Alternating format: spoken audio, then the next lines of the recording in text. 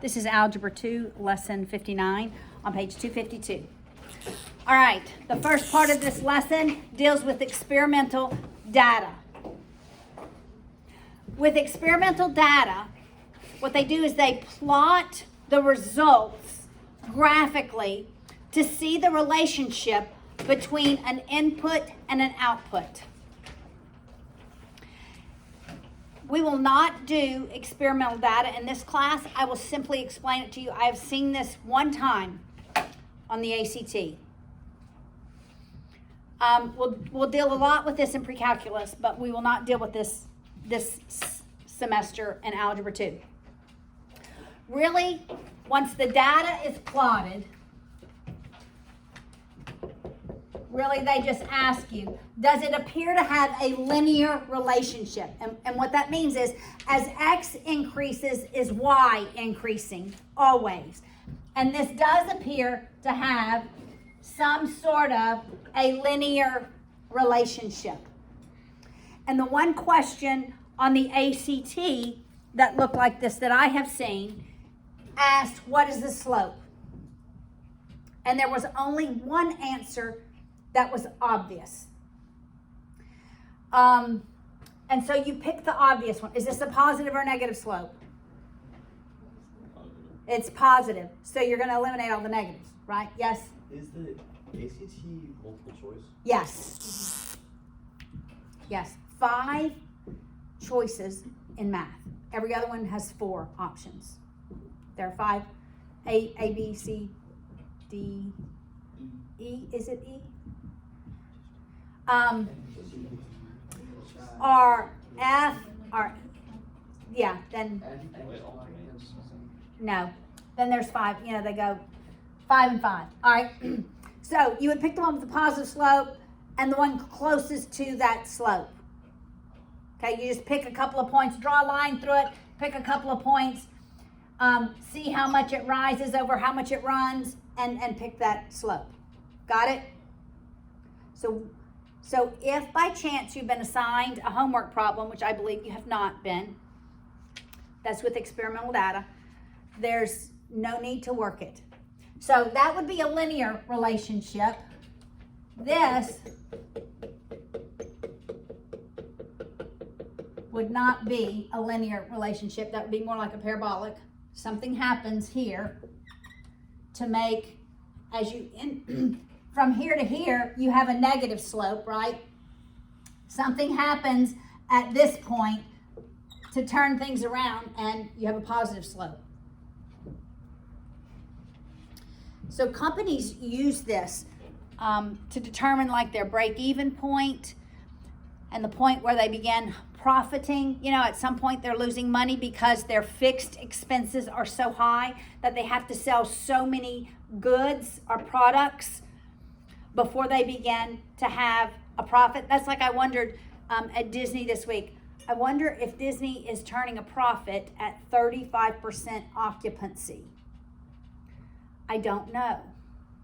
Or if they're getting federal funds for what they're losing. So that's what experimental data is used for a lot of times. The cost of life insurance, right, is dictated by experimental data. They look at the real data, at what age women die, at what age men die, and then your rate is determined by all of that. All right, so experimental data, very practical. We will be able to do this in our calculator next year, come up with an equation, and you'll be able to know it. Second part of lesson 59 deals with simultaneous equations. Simultaneous equations are equations that intersect potentially at one point, and that's what we're solving for, is that one point. In one of the equations you have a fraction, in one of the equations you have a decimal. What do you do when you have a fraction in an equation or when you have a decimal in an equation? What do you do, Lucas? Don't you multiply by a common... Well, for this one, it would just be 10. You just multiply by 10. I don't know if it's terminology. And when I multiply by 10, what am I doing?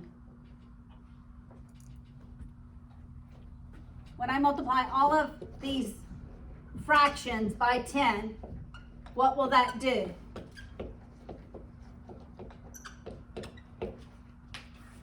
Someone. Is it just simplify it?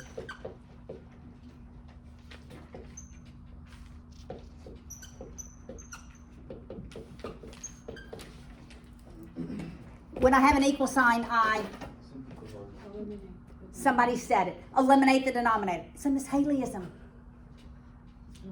Thank you. When I have fractions and an equal sign, I'm eliminating the denominator. Yes, I'm going to multiply it by what would be the common denominator, but I followed the rules of algebra. As long as I multiply every term by the same number, I do not change the equality. So for all of these, I'm multiplying by 10 because that would be the common denominator. But before I multiply, I simplify. Okay, get the cobwebs out, right?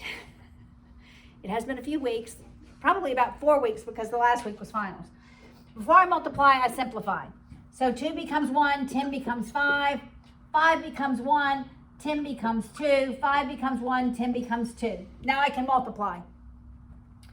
So now I have 5x plus 6y equals negative 4. What do I do with decimal places? When I have an equation, I eliminate denominators, I eliminate decimals. So this one in the textbook didn't have a 0 behind the 2. But I look at the values, I see which one has the most decimal places, and I write all of them with the same number of decimal places. So I added a 0 here. Once they all have the same number of decimal places, I eliminate the decimal. It's as though I'm going to multiply all of these by 100, but I'm just going to eliminate it. This becomes 6x minus 20y equals 104. Now, I can either use substitution or elimination. I think I will have to use elimination. All right, so which one would you eliminate? X or Y? Yes. You'd want to do X. All right, what do we multiply this one by? 6. Okay, negative 6, and this one by? 5. All right, so I'll need your calculator's assistance. I know that this is going to be, I'm distributing that negative 6 to every term. So it's going to be negative 30x minus 36y equals positive 24. Did I do everything? Did I do my math right? Now, we're multiplying 5 by every term. And this is going to be 30x minus, what is this? 100y equals, what is this? 520. And then we'll write these equations under one another. And this will eliminate our x. Our x eliminates. We're left with negative 136y equals 544. Dividing both sides by the negative 136. What's the value of y? What is it? Negative 4. Why is negative 4? Am I done? No. What do I have to do? Solve for x. So then I'm going back to the original equation to solve for x. I'll substitute y in. I don't want to go into this equation because those numbers are really big. You could. I'm going to go back to this equation. So 5x plus 6 times negative 4 equals negative 4. What a squeaky marker, huh? So this is negative 24. So I'll move that to the other side through addition. So we're left with 5x is positive 20. So x is 4 when I divide both of those by 5. So my coordinate point would be 4, negative 4. That's the point of concurrency. That's where the equations are simultaneous. That's where they intersect. All right, so that's simultaneous equations. Just remembering that you eliminate the denominator and you eliminate the decimal. All right, the last part of this lesson deals with vectors. And we have gone from polar to rectangular. Remember, I'll just remind you quickly what the difference is. All right, so polar form had really, it was your hypotenuse or the radius or the length. I'm going to call it the length at the angle. I'm going to call that angle theta because that's what most textbooks refer to it at. Whereas rectangular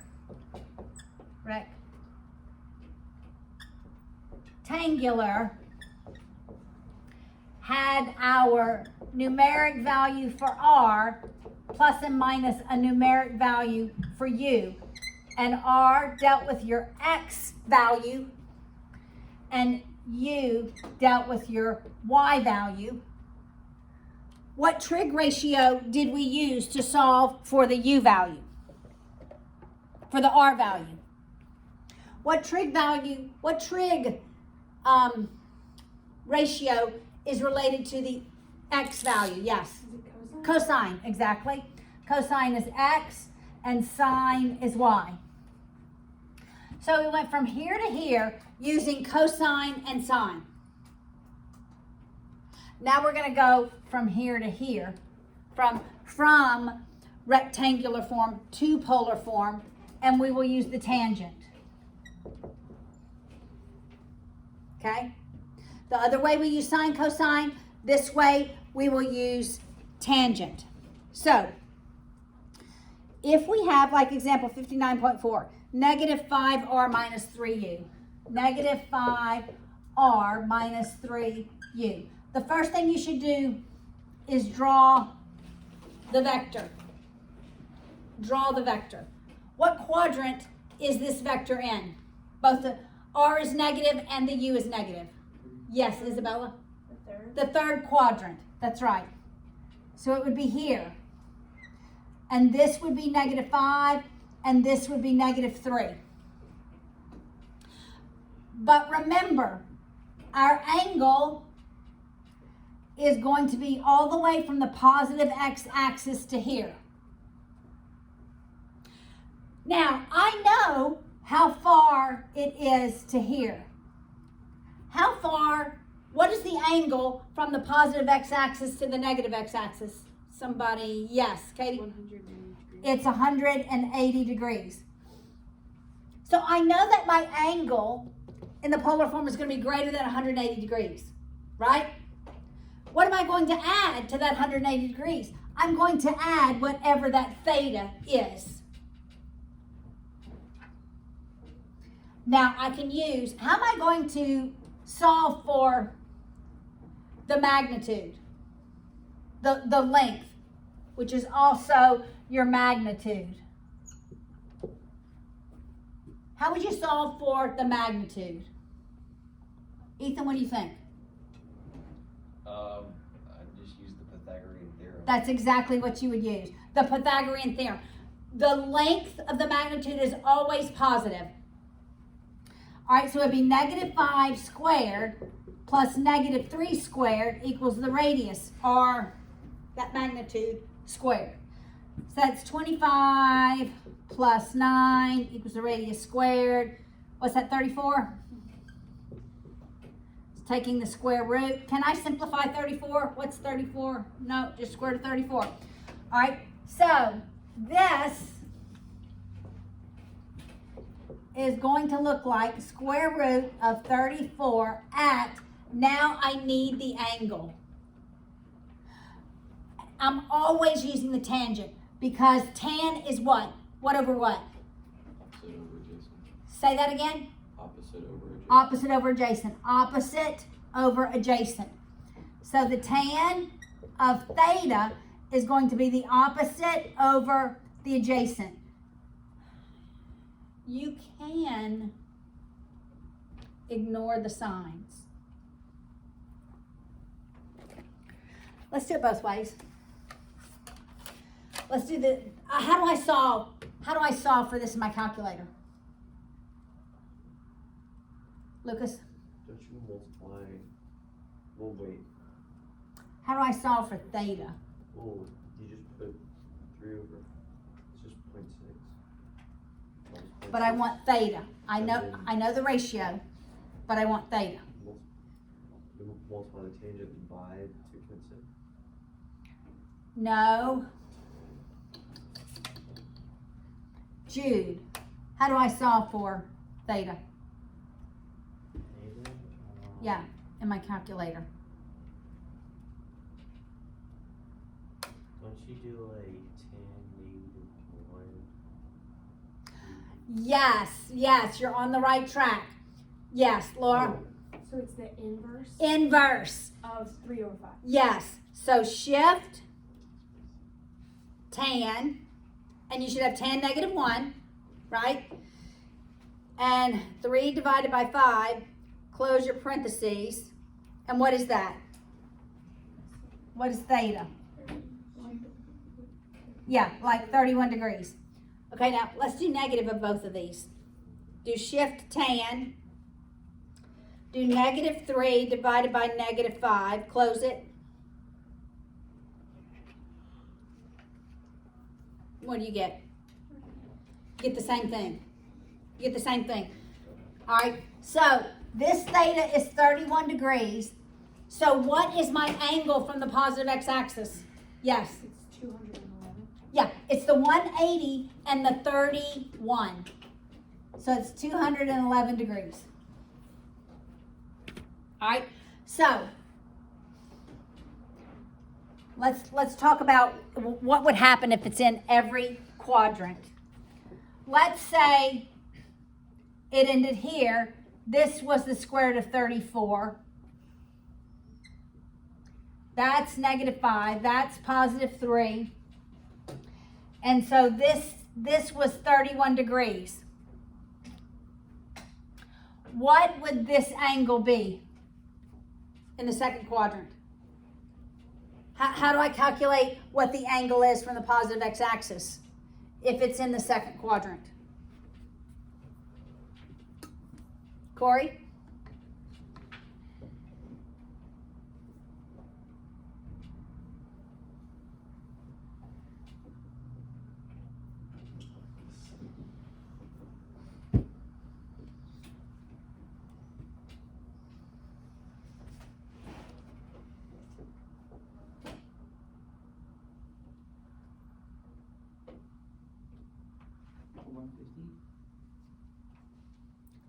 How'd you get 150?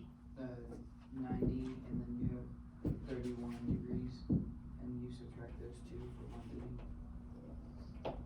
No. Charlie, how would I get where that angle is? Here.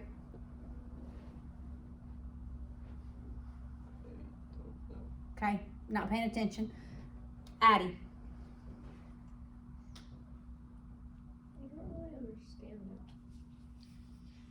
Lucas. Wait, so which angle specifically are you trying to get? From here to where the vector ends. Okay, so you just want that one?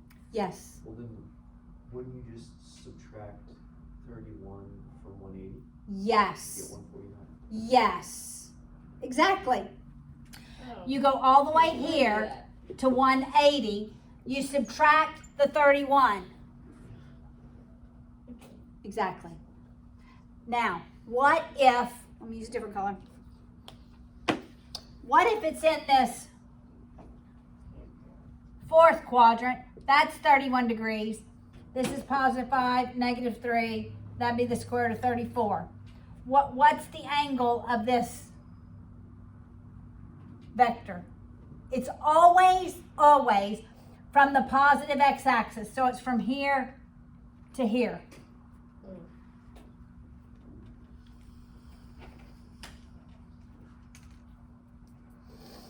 Jacob, how do we get this angle in the fourth quadrant? Would be 360 minus 30. Yes, you're gonna go all the way around, and all the way around the circle is 360. Then you're gonna subtract the 31 degrees.